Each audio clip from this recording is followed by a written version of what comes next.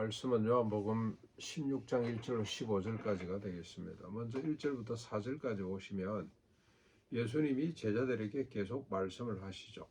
가룟 유다는 예수님을 이제 넘기기 위해서 떠났고, 또 주님이 이제 제사장들이 보낸 사람들이 도착하기 전에, 이렇게 체포되기 전에 예수님께서 계속해서 말씀을 하십니다. 오늘 말씀은 내가 너희로 실족하지 않게 하기 위해서 미리 말한다는 겁니다. 잠시 후에 이런 일이 벌어질 텐데 그때 가서 너희들이 왜 갑자기 이런 일이 닥쳐오나 실망하지 않고 예수님이 이랬지라고 마음의 준비를 하고 실족하지 않도록 하겠습니다 말한다. 그러면서 뭘 이야기합니까? 사람들이 너희를 출교할 뿐만이 아니라 때가 되면 너희를 죽이게 될 것이다. 사람들이 이러는 것은 이것이 하나님을 섬기는 일이라고 생각하지만 실상 그들이 아버지와 나를 알지 못하기 때문에 이런 짓을 자행할 것이고 너희들이 핍박과 출교와 순교를 당하게 될 것이다 라고 말을 합니다. 종말을 살아가는 제자들의 모습이죠. 성도들의 모습입니다. 출교와 죽음을 각오해야 된다는 겁니다. 그런데 이런 일은 하나님을 누구보다도 잘 섬긴다고 생각하는 사람들로부터 가해집니다. 여러분 이해가 잘 안 되시면 최근의 사태를 우리가 보면 알 수가 있습니다. 우리 서로 남북이 하나 되자, 하나 되보자. 교회는 사상과 이념을 넘어서서 좌익 우익을 넘어서고 공산주의, 사회주의, 민주주의, 자본주의를 넘어서서 서로 하나가 되보자라고 하는 주장을 세상 사람들은 그렇게 뭐 저런 게 다 있어 이 정도입니다만 유독 교회는 참 보통이 아닙니다. 면직시키겠다는 겁니다. 면직은 목사의 직을 면해버리겠다는 거 아닙니까? 죽이겠다는 겁니다. 하나님의 이름으로 그런 일을 당하게 된다고 주님이 지금 미리 말씀을 하고 있습니다. 그러면 여러분 그들이 섬기는 하나님은 어떤 하나님인지 좀 생각을 해봐야 돼요. 그들이 섬기는 하나님, 세상이 왜 이렇지? 하나님을 잘 섬긴다는 사람이 오히려 예수를 죽음으로 몰고 그의 제자들을 출교하고 죽인다. 왜 이런 일이 벌어질까? 그들이 섬기는 하나님은 누구인가? 동일한 하나님 같습니다만 너무 차이가 많이 나죠. 자기를 위한 하나님이죠. 자기를 위한 하나님. 우상입니다. 우상.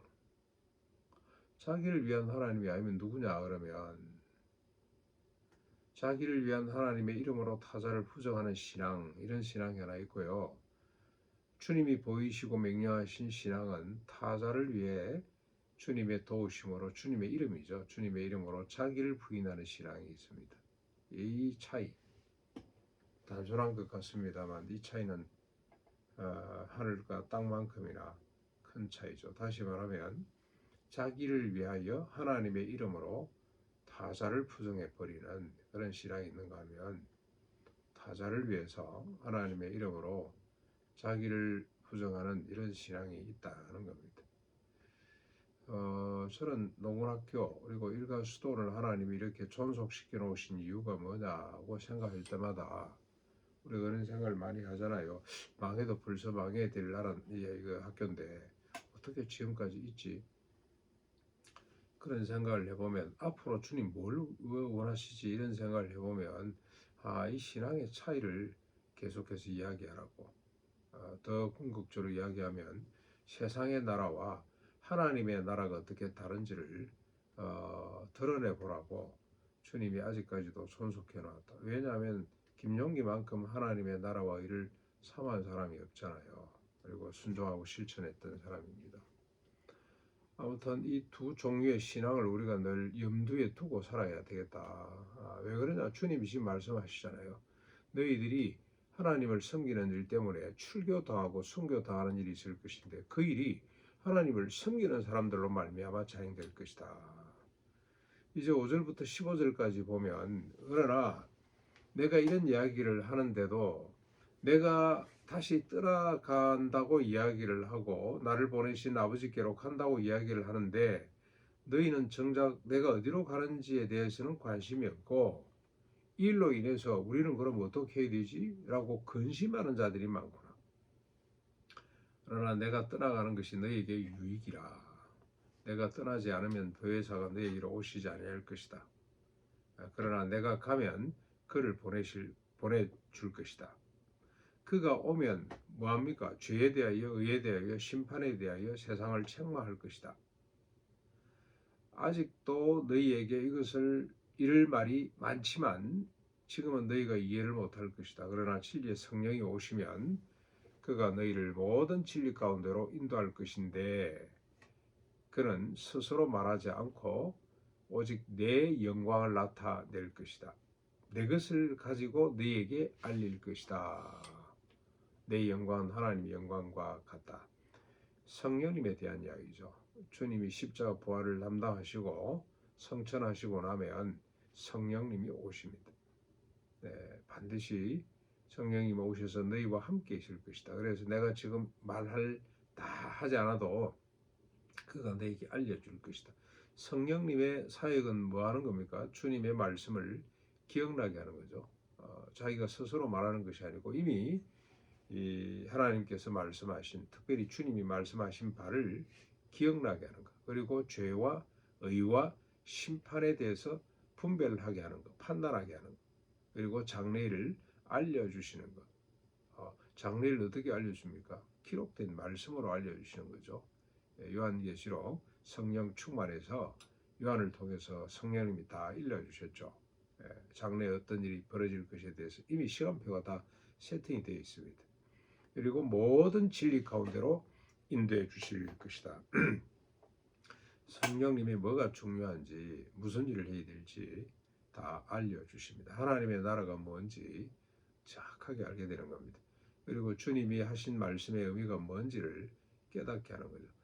그래서 우리가 성경을 읽다가 조금 이해가 안 되는 부분, 오른밤 맞고 왼밤 돌리 되거라, 억지로 오리를 가자는 사람에게 심리를 따라가 죽으라, 이 이해가 잘 안 되잖아요. 세상에 사람이 어떻게 이렇게 살아? 제가 첫 도래교회 목회하러 가서 첫 번째 당한 질문이 오른밤 맞고 왼밤 돌려 돼야 합니다 라고 하는 말씀인데 딱 핵심 코어 멤버 중에 한 사람이 사람이 어떻게 그렇게 삽니까? 그 질문을 받고 그랬더니 분위기가 싸해졌어요. 문자주의냐, 오 목사는 문자주의냐. 첫 도전이에요. 첫 도전. 제가 너무 놀래가지고 답을 못하고 근데 여러분 기도하면 성령을 주시잖아요. 그렇죠? 성령님이 역사하시잖아요. 성령님이 반드시 역사하거든요. 구하라 그러면 너에게 성령을 주시지 않겠느냐? 그래서 성령 받아서 뭐가 됩니까? 대접하는 사람이 되거든요. 그래서 기도를 했으면 하나님이 큰일 났습니다. 이랬더니 하나님이 성령님이 깨우쳐 주신 거죠. 사람은 그 말을 받을 수가 없어. 너희는 사람이 아니야. 성도야. 성도. 구별된 사람. 세상으로부터 십자가 부활로 거듭난 사람. 세상과 다른 사람. 성도라고 하는 말씀을 주셨어요. 그리고 그 뒤에 성도에게 왜 이런 말씀을 주셨습니까? 라고 또 하나님 앞에 기도했더니 주님께서 성령님께서 또 깨닫게 해주셨습니다. 뺨을 아무 죄 없이 맞은 사람이 문제냐? 아무도 죄도 없는 사람 뺨을 친 사람이 문제냐? 친 사람이 문제예요.